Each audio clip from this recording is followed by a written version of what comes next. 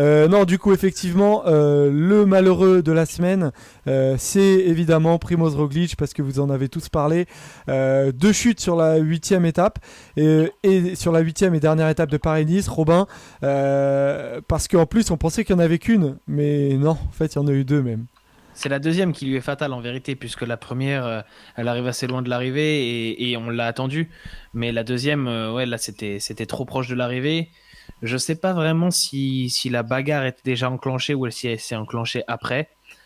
Honnêtement, de ce que j'ai vu sur les images d'Eurosport, il y avait Guillaume Di Grazia qui disait qu'un Jumbo-Visma avait eu un problème à l'arrière.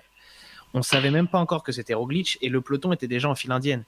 Donc Radio Course n'avait pas encore prévenu que c'était Roglic et il y avait déjà les Bora en train de rouler à l'avant.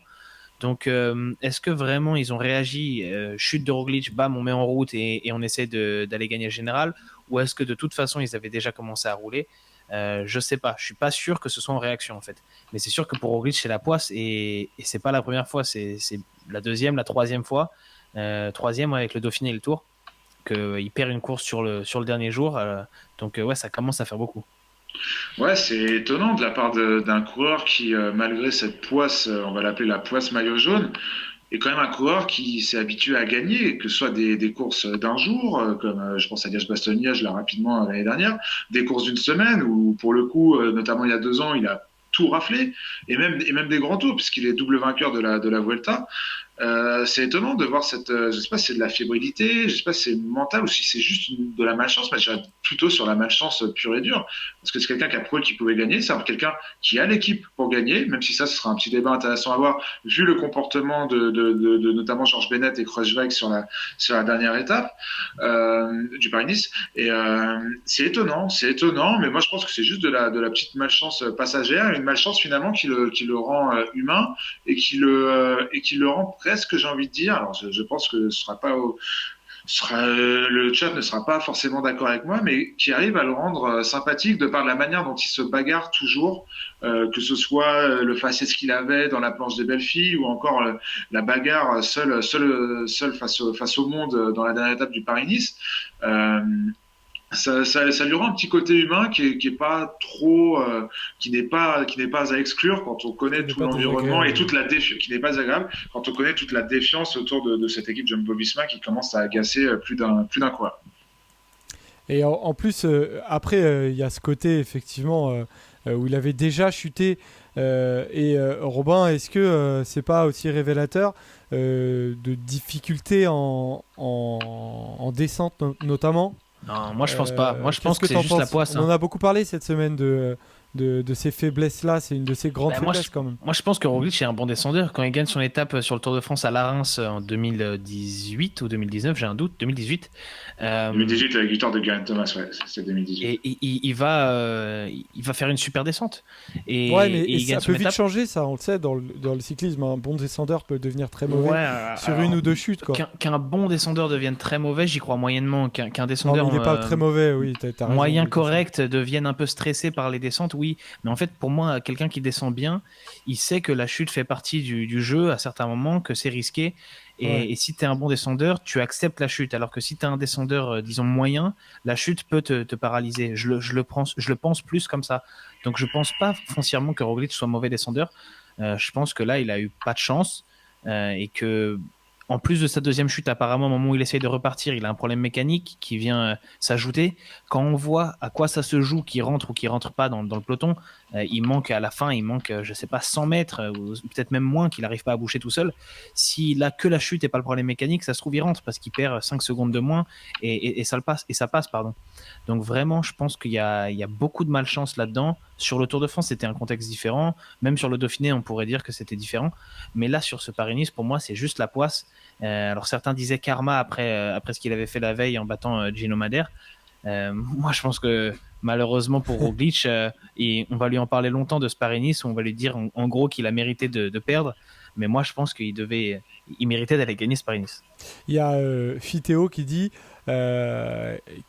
Roglic a fini l'étape là où certains seraient montés dans la voiture. Il a fini avec une épaule disloquée, d'après les termes employés Ouais, luxation de l'épaule gauche. luxation de l'épaule gauche. Dans le chat, moi j'aimerais bien avoir votre avis. Est-ce que vous aimez Primoz Roglic? Parce que la cote de popularité d'un coureur, c'est souvent assez difficile à suivre. On sait que les réseaux sociaux font un peu, qu'on arrive à se faire des idées, mais j'ai toujours du mal à savoir. Farquin, tu dis plutôt neutre de ton côté. On l'aime, dit Alexandre. Non, il court pas de manière intéressante. Théo dit aussi Roglic a fini l'étape là où beaucoup seraient montés dans leur voiture. Ouais, c'est quelque chose de vrai là et d'où que je suis beaucoup parti, ont noté ouais. aussi. Hein. Ouais, c'est exactement ça. C'est non, pas du tout. C'est le poupou slovaque. C'est vrai qu'il commence surtout sur les épreuves à SO à avoir des petits problèmes de malchance presque. De finish. Vous aimez, voilà, on vous a mis un petit sondage, Emric qui gère pour nous, qui est magnifique, putain, je t'aime. Est-ce que vous aimez Emric? Non, pas du tout, ou Osef, tout simplement. Je m'attendais pas à avoir autant de réponses neutres, Osef, voilà. Peut-être que vous n'attendez qu'à mieux connaître Roglic, Polo, parce que c'est vrai que c'est un coureur au final, pas qu'il est là depuis peu, mais comme il s'est révélé sur le tard, on a peut-être un peu de mal à. En plus, il révèle pas beaucoup de grand chose de lui, quoi. Et on a du mal à le comprendre, à le définir. Le problème, il y a deux problèmes avec Roglic. Il y a sa personnalité, qui est une personnalité froide, repliée énormément sur elle-même et sur son environnement proche, c'est-à-dire le staff de son équipe. Et là, je viens de le dire, le deuxième problème, c'est la défiance qu'il y a autour de son équipe et la manière dont elle court. On parlait de la différence entre Wout van Aert et Mathieu Van Der Poel dans l'approche des courses, dans l'approche des finishes et dans l'approche des victoires. Primoz Roglic, c'est le roi de l'attaque rationnelle. C'est pas lui, c'est pas celui qui va attaquer à 100 km de l'arrivée, mais c'est celui qui va faire du gain petit, qui sera présent tous les jours et qui tous les jours va te reprendre un peu plus de temps, un peu plus de temps, un peu plus de temps. Ça lui a été reproché sur le dernier Tour de France et justement certains ont dit qu'il l'a payé sur la dernière journée. C'est l'adepte entre guillemets de l'attaque à 1 km ou à 2 km de l'arrivée. Le problème, c'est que à l'image, à une époque de Quintana, il s'est fait une espèce d'image qui est plus ou moins erronée. Parce que quand on se souvient sa manière de courir, moi je prends beaucoup comme exemple ses courses d'une semaine en 2019 où vraiment je l'avais trouvé fabuleux, je l'avais trouvé rempli de panache. Il allait emmerder Julien Alaphilippe, je me souviens sur le tour du Pays Basque, sur des profils vraiment pour Julien Alaphilippe.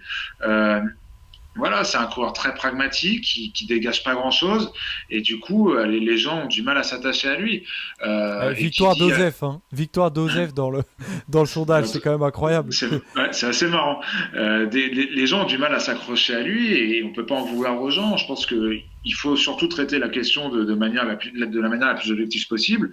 C'est un coureur qui gagne beaucoup, hein, c'est un glouton, c'est un cannibale. Hein. À une époque, le mot cannibale était quand même plutôt apprécié dans le jargon du cyclisme. C'est aussi un mec qui jouit un peu de malchance, du coup, qui s'attire notamment en France d'une espèce de petite cote de popularité où on aime bien les losers magnifiques, mais c'est aussi quelqu'un qui fait partie d'une équipe qui fait pas l'unanimité. Donc il y a beaucoup de choses ambivalentes chez Roglic, donc je peux comprendre que ça divise les gens. Et à savoir, c'est que Jumbo Visma est conscient de l'image de Roglic et l'année dernière, au moment où Roglic est devenu un candidat pour le Tour de France, pour la victoire sur le Tour de France, ils ont essayé de le coacher un peu au niveau médiatique pour qu'il soit un peu plus loquace en interview, qu'il soit un peu plus souriant parfois en zone mixte, etc. Et Roglic disait lui-même qu'il avait pas mal appris de Tom Dumoulin, qui à l'époque venait de rejoindre l'équipe, qui lui est un coureur beaucoup plus ouvert et qui pourtant est aussi un leader qui joue la gagne sur les grands tours. Et donc Roglic disait qu'il avait appris du Dumoulin, être à ses côtés, ça l'avait un peu amélioré à ce niveau-là. Et ensuite, comme tu disais, Joseph, tout à l'heure, ça va très vite dans un sens comme dans l'autre, parce qu'on se rappelle qu'il y a encore 2 ans, l'équipe Ineos était entre guillemets détestée par les suiveurs du vélo parce qu'ils gagnaient tout. Et Froome n'avait pas une très grande cote de popularité. Et il y a 2 ans, l'équipe Jumbo-Visma, c'était l'équipe de Groenewegen, un sprinter en devenir. Quand Van Aert signe chez Jumbo-Visma, tout le monde est ravi de le voir en World Tour parce que c'est un phénomène. Au départ, Roglic, c'est la belle histoire du sauteur à ski qui arrive en World Tour. Donc voilà, c'est allé très vite et en fait, c'est les victoires, comme dit Polo, qui ont fait que Jumbo-Visma est devenu impopulaire. Et si je peux, j'ai fait un petit peu de stats. Joseph, si tu m'autorises à donner quelques chiffres. Ah bah oui, moi je t'autorise avec grand plaisir. Moi j'adore les chiffres. Hein. que en fait, Primoz Roglic ne gagne pas tant que ça. Alors évidemment, depuis 2 ans, depuis début 2019, donc un tout petit peu plus de 2 ans, il a gagné 6 courses par étape. Mais il en a disputé 10, donc ça fait 4 échecs.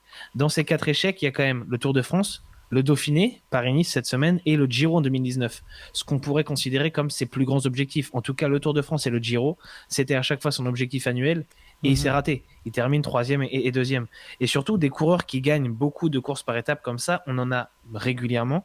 Egan Bernal en 2018-2019, il fait 5 sur 11, 11 courses par étape disputées, 5 remportées. Froome en 2013-2014, il fait 7 sur 10. Quintana 6 sur 10 en 2016-2017. Et Pogacar 6 sur 11 depuis février 2019. Ah oui, voilà, donc c'est pas ce que super. Ce que tu nous dis, c'est qu'il gagne très peu au final de tours d'une semaine, et c'est ça. Beaucoup de tours d'une semaine, moins sur 3 semaines, et surtout, voilà. il Mais s'est raté des sur étapes, ces deux gros tu veux pas objectifs. dire qu'il ne gagne pas d'étapes, c'est ça pas Non, pas c'est ça que tu veux vrai. dire. C'est vrai qu'il gagne énormément d'étapes, mais sur les courses par étapes, voilà, il a une Voilà. un très bon score, une très bonne moyenne, mais qui s'est déjà vu avec plusieurs coureurs depuis quelques années. On va enchaîner du coup, les gars. On en arrive toujours à la polémique de la semaine. La polémique de la semaine, alors il y en a toujours dans le monde du cyclisme, on adore ça. Il y a eu notamment, alors que Polo, tu as le sondage, et Polo, vous l'aimez, le oui à la folie a gagné. Voilà, magnifique. Ouais, j'ai vu. J'ai voté Seki Polo, mais ça n'a pas suffi. Tu as la majorité relative. Du coup, la polémique de la semaine, on a hésité, enfin, j'ai hésité entre deux trucs. Ouais, parce que il y a ce qui s'est passé avec l'ancien médecin de la Sky. Ah oui. Il y a l'ancien médecin de la Sky, ou alors il y avait la polémique avec Roglic qui ne laisse pas la victoire à Gino Madère, le coureur suisse de la Bahrain Victorious. Alors, on va parler pour commencer de la polémique avec Primoz Roglic. Qu'est-ce que vous en avez pensé, Polo, à toi l'honneur. Est-ce qu'il aurait dû... Déjà, est-ce que tu peux rappeler vite fait les faits et ensuite nous dire ce que tu en as pensé? Bah, Gino Madère sur la 5e étape de Paris-Nice, je dis pas de bêtises, c'est la 5e, hein, les gars. Parce que je le fais de tête là. Mais il me semble La sixième. C'était la 6e sur la Ouais, 6e c'est à étape la de Paris. Colmiane, ouais, donc c'est la 6e. Sur la 6e étape de Paris-Nice, Gino Madère échappé depuis le début de l'étape, fait un numéro, s'apprête à y remporter une très belle victoire, sauf que derrière ça revient fort, ça se bagarre entre les favoris. On se dit que dès que Roglic va démarrer, Roglic va vite revenir sur Gino Madère, mais le problème c'est qu'à un moment, on se dit que Primoz Roglic n'accélère pas et a décidé de laisser, entre guillemets, en tout cas les commentateurs semblaient le penser à ce moment-là, a décidé de laisser Gino Madère remporter l'étape en haut de la Colmiane. Sauf que Primoz Roglic n'est pas fait de ce pain-là. On en discutait tout à l'heure. L'une des raisons pour lesquelles Roglic est souvent un peu décrié, notamment en France, c'est ce côté ultra cannibale d'un coureur qui est là pour gagner, qui n'est pas forcément là pour transmettre des émotions. Il le dit, il est payé pour ça, il a envie de le faire tout le temps, dès qu'il peut. Il l'a prouvé en haut de cette montée, et cruel parce que finalement, pour aller gagner, Roglic prive Gino Madère d'une victoire qui aurait été héroïque, qui aurait été magnifique, et il le prive de ça à 100 mètres de la ligne. Et en ça, je peux comprendre que pour les romantiques du cyclisme, ça puisse être un peu terrible de voir ces images. Mais encore une fois, c'est un coureur cycliste qui a des objectifs personnels, qui a des objectifs d'équipe, qui a un sponsor à respecter, à faire honneur, et qui a surtout cette envie profonde de gagner toutes les courses auxquelles il participe. Et moi, j'aime bien cet état d'esprit. J'aime beaucoup cet état d'esprit. On l'a reproché parce que finalement, en France, on a rarement eu des coureurs comme ça depuis Bernard Hinault, voire même peut-être aucun. À l'époque de Bernard Hinault, ça dérangeait pas. Justement qu'il ait ce même discours et ce même état d'esprit. Je comprends pas comment on peut le reprocher aujourd'hui à Primoz Roglic, et je comprends pas comment on peut reprocher à un coureur cycliste de manière toute simple, comment on peut reprocher à un coureur cycliste de vouloir remporter une victoire. Je trouve ce discours complètement déplacé et complètement malvenu. J'ai pas trop compris en fait le problème. Je sais pas si toi, Robin, t'es d'accord, mais alors pourquoi, selon toi, Robin, on aurait pu reprocher à Roglic de ne pas avoir laissé cette victoire. Je pense que les commentateurs de France Télé ont joué un peu au moment. Alors moi j'ai regardé l'étape sur France Télé, celle-ci pas sur Eurosport. Ouais. Ont pu jouer un peu dans le final parce que à un moment à 500 mètres quand il se rassoit qu'il est avec Schachmann et qu'il décide de ne pas continuer à accélérer, les commentateurs disent qu'il laisse la victoire, qu'il abandonne la victoire d'étape et que ce sera pour Gino Madère et que en gros Roglic est sympa, il laisse la victoire parce qu'il aurait clairement les jambes pour aller la chercher, mais il le fait pas. Et finalement, ça a mis tout le monde, en tout cas ceux qui regardaient sur France Télévisions, dans un contexte, ok, Roglic est le mec sympa qui est en train de laisser la victoire. Et 30 secondes après, on voit Roglic qui fait l'inverse et qui va chercher l'étape. Sauf que bon, c'est jamais Roglic qui a dit je laisse l'étape et qui après change d'avis. Et puis même s'il avait changé d'avis, il a droit. Mais je pense que ces commentaires on a tous cru quand moi j'entends les commentaires de France Télé, je crois aussi que Roglic est en train de laisser l'étape. En fait, ça nous a mis dans une certaine prédisposition avant l'attaque de Roglic et la victoire de Roglic. Et peut-être que sur le moment, on a beaucoup vu de commentaires anti-Roglic, entre guillemets, ou en disant il aurait dû laisser la victoire, c'est pas fair play.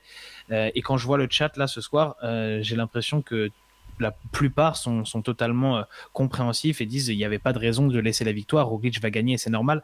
Peut-être que c'était des réactions en fait à chaud juste après l'événement où on se dit ah ouais c'est quand même sévère, c'est quand même triste pour Madère entre guillemets et que 2 jours plus tard bon bah voilà la raison a repris un peu le dessus et la majorité se rend compte que c'est normal d'aller chercher une victoire d'étape. Je vois tout à l'heure il y avait Mans dans le chat qui disait s'il voulait gagner l'étape il aurait dû attaquer plus tôt. Roglic non, il attaque quand il veut. Il attaque où il veut pour gagner l'étape.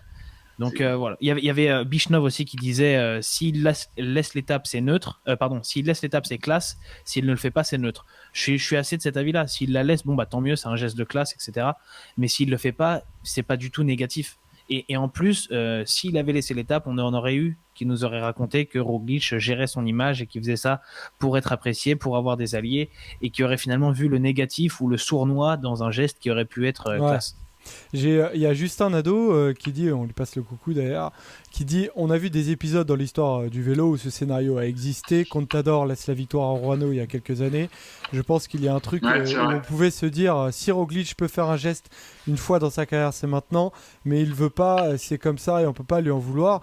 En fait, on se rend compte par ce geste, Paul, que premièrement, Roglic n'est pas forcément ne court pas forcément après le fait d'être aimé par le public parce qu'on le sait que faire quelque chose comme ça c'est surtout au-delà d'offrir une victoire à un adversaire, c'est de faire un beau geste qui fait que tu vas être aimé. Et est-ce que aussi il n'y a pas quelque chose qui révèle que Primož Roglic, comme il est arrivé très tard sur la haute performance, il peut pas se permettre aussi de laisser passer des victoires comme ça, hein, parce que lui, contrairement à des Contador, il en compte pas tant que ça. Hein. Je sais pas, moi il je en pense compte que beaucoup, mais c'est surtout un état d'esprit et je lis 2 commentaires que je trouve intéressants de Jacques Chirac, tiré du bas FR qu'on salue, hein, Jaco. En plus, gagner parce que Roglic laisse la victoire, c'est un peu humiliant. Mais totalement. Et c'est ça que c'est un point qu'on n'a pas abordé. Gino Madère l'a très bien dit. Moi, c'est le jeu. Si je gagnais, c'était avec les mecs à fond derrière moi. Et je veux pas qu'on gagne, qu'on me laisse la victoire. Je veux pas gagner parce qu'on m'a laissé la victoire. Et ça, c'est hyper intéressant. Gino Madère, l'intéressé lui-même, dit c'est le sport, c'est la course. J'avais qu'à aller plus vite, quoi, entre guillemets. Et un autre commentaire aussi de Lilian Le Braquet qui nous dit les grands ont une attitude classe. Je veux dire, qui sont les grands? Est-ce que Roglic n'en est pas déjà un? Et des grands qui n'ont pas eu d'attitude classe, on a eu beaucoup. On a quand même surnommé le plus grand cycliste de tous les temps le cannibale. C'était pas parce qu'il est pris pour habitude de laisser des victoires à ses adversaires. Déjà qu'il a du mal à en laisser à ses coéquipiers, je n'imagine pas les adversaires. Bernard Hinault, le meilleur aussi l'un des meilleurs exemples de cette idéologie-là. C'est très bizarre cette espèce de psychologie à 2 vitesses qui est un peu injuste, je trouve, avec Roglic, mais comme on l'a dit tout à l'heure, qui s'explique par le fait que voilà, ce problème d'image d'un côté, l'appartenance à une équipe qui fait polémique de l'autre, voilà, tous ces choses-là font que Roglic est devenu une cible assez facile, alors que finalement, la seule chose qu'il a fait, c'est respecter l'équité de la course, tout simplement. Ouais. Et tu laisses pas une victoire par charité, tu peux laisser une victoire dans un certain contexte quand tu es en échappé à deux, toi tu joues le maillot, l'autre joue l'étape, l'autre coureur te prend des relais, t'aide à aller chercher ton maillot et tu lui laisses l'étape. Ou parce que tu as un historique avec ce coureur, voilà, quand Carapaz laisse Kwiatkowski passer la ligne premier sur la 18e étape du Tour l'année dernière, c'est un beau geste parce que voilà, c'est entre coéquipiers, c'est pour Kwiatkowski. Ou quand Simon Yates laisse la victoire à Esteban Chavez en haut de l'Etna sur le Giro il y a 2 ou 3 ans, voilà, c'est classe. Mais si Roglic il laisse la victoire à Madère au sommet de la Colombienne, pour moi c'est pas classe, c'est soit de la pitié, soit il essaye d'acheter Ouais, je sais un pas. futur soutien, mais Franchement, c'est c'est complètement dur. différent. Armstrong a laissé beaucoup d'étapes à ses adversaires. Est-ce que ça fait de lui un coureur classe? Est-ce que ça fait de lui une grande personne, un grand cycliste à l'heure d'aujourd'hui? Chacun se fait son avis. Mais voilà, il y a un peu de tout à prendre dans ces choses-là.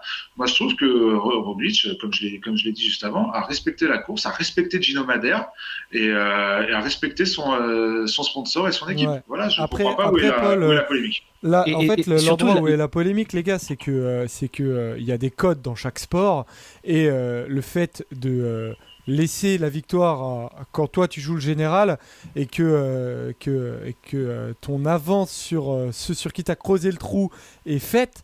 C'est quelque chose qui est ancré dans les codes du vélo. Et je pense mais que la suite, Primoz Joseph a prouvé Roglic- que c'était pas fait. Regarde, il perd Paris-Nice. oui, Donc, mais c'était ça pas n'a rien super à voir. fou d'aller gagner l'étape. Il aurait pas gagné Paris-Nice. Il a- Il aurait pas perdu Paris-Nice à cause de parce que il laisse Gino Madère passer.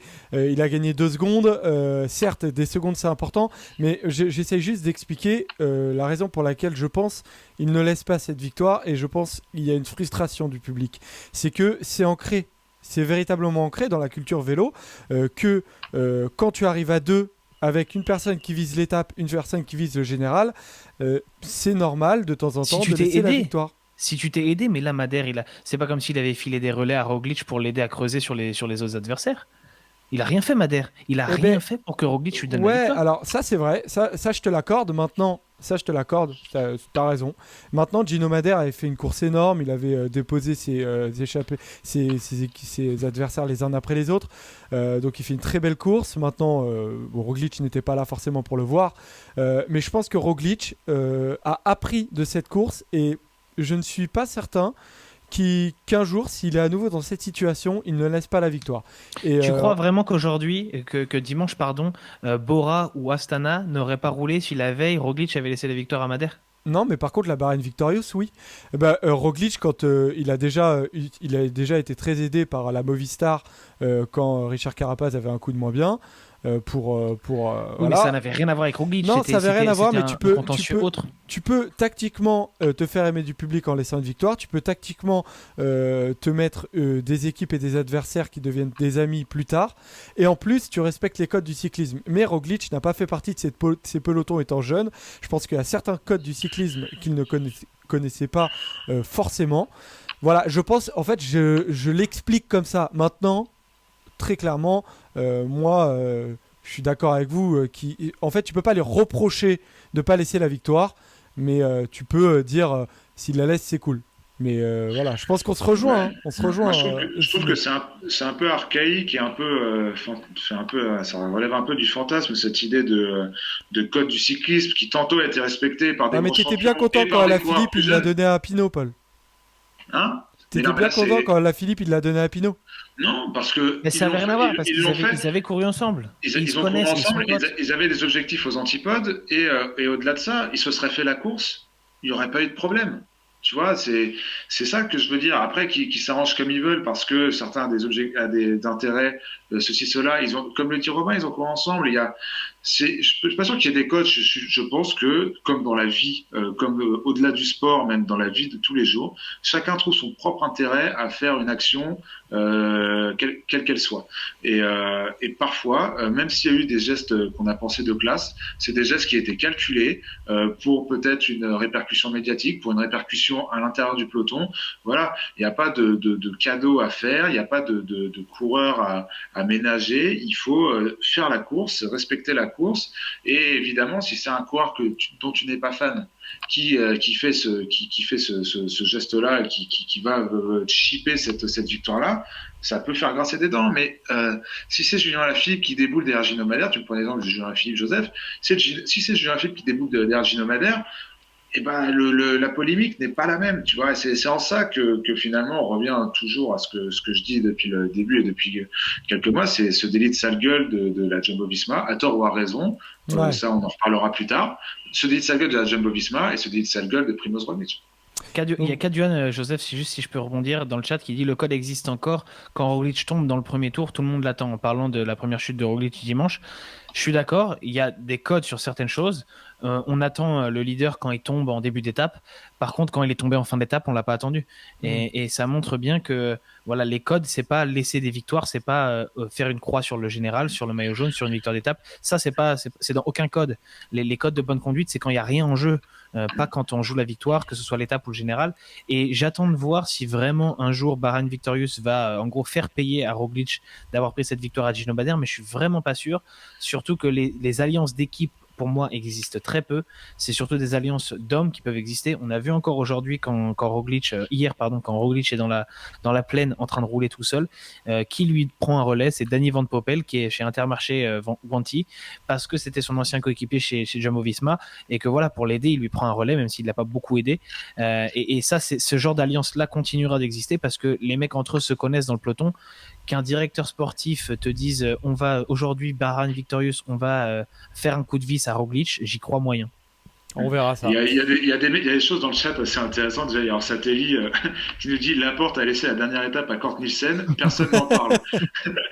Il y a Pep Genéjose aussi qui nous dit quand Alaf lance le sprint derrière Almeida sur Tirreno, personne n'a rien dit. Ça, c'est un sujet intéressant parce que je pense que Almeida a quand même course perdue parce que justement, Geraint Thomas notamment et consorts sont revenus fort sur lui et que du coup, Alaphilippe, soit il lance son sprint pour assurer la victoire et pour surprendre Mathieu Van Der Poel, et Dieu sait qu'il l'a bien fait parce que Van Der Poel arrivait fort derrière lui, soit il prenait le risque et que Almeida ne gagne pas et que Alaphilippe se fasse sauter au sprint. Donc ça, c'est un peu différent. Et il y avait aussi un commentaire de Caillou PC pour revenir sur l'affaire Roglic qui nous dit au-delà de ça, il y a un truc dont on n'a pas parlé, c'est qu'il y avait 10 secondes de bonif à aller chercher en de la victoire. On se rappelle que Primoz Roglic, mine de rien, à faire du gain petit, a perdu un Tour de France. Je pense que Primoz Roglic, déjà de nature, n'est pas un coureur à faire des cadeaux. Après le scénario du Tour de France, il ne fera plus jamais un cadeau de sa vie. C'est inimaginable de l'imaginer reprendre le risque de perdre une grande course comme le Tour de France. Et Joseph, tu l'as bien dit, ou Robin, je ne sais plus un tout, mine de rien, malgré ce geste-là, il perd quand même Paris-Nice, donc rien n'est jamais assuré. Aucune victoire n'est jamais assurée sur une course aussi prestigieuse que le Paris-Nice.